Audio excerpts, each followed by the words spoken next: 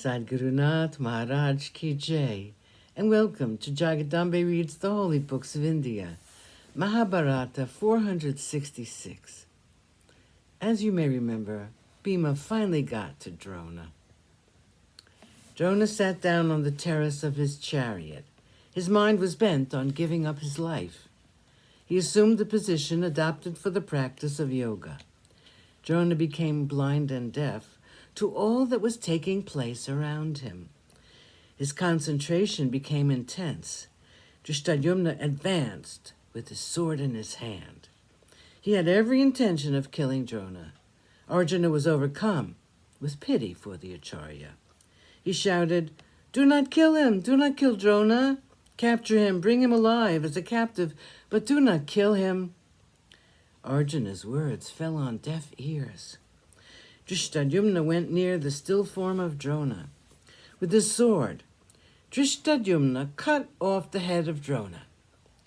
There was a glow which ascended to the heavens. Drona had joined the rishis, who were assembled in the skies. Sanjaya, who had been granted the power to see everything which had happened on the field, saw it. The others knew nothing, with the exception of Yudhishthira, Krupa, and Krishna. Drishtadyumna's body was drenched with the blood of Drona. He held the sword in one hand and the head of Drona in the other. He jumped down from the chariot in the midst of shouts of horror from the heroes on either side. Drishtadyumna threw the head of the great Drona on the ground. The oath of Drishtadyumna had been fulfilled.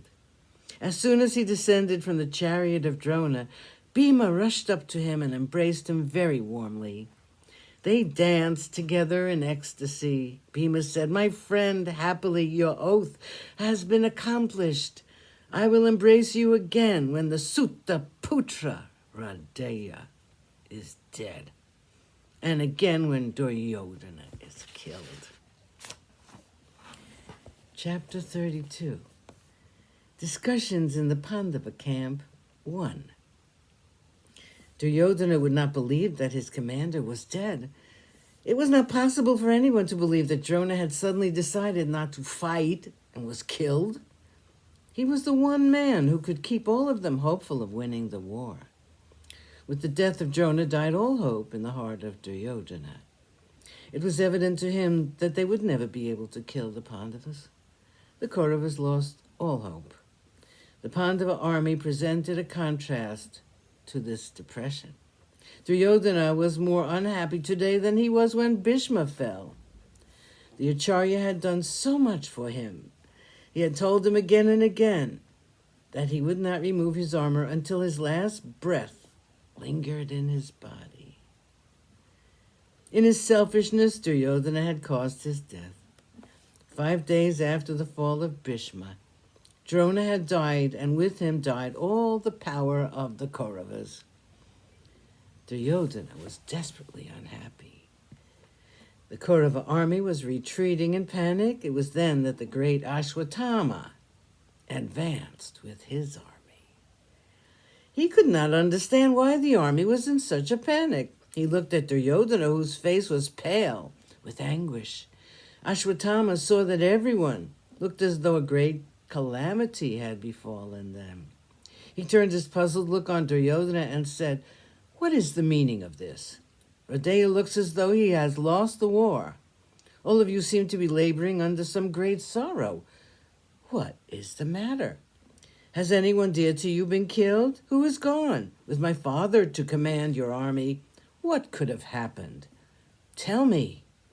Duryodhana could not tell him.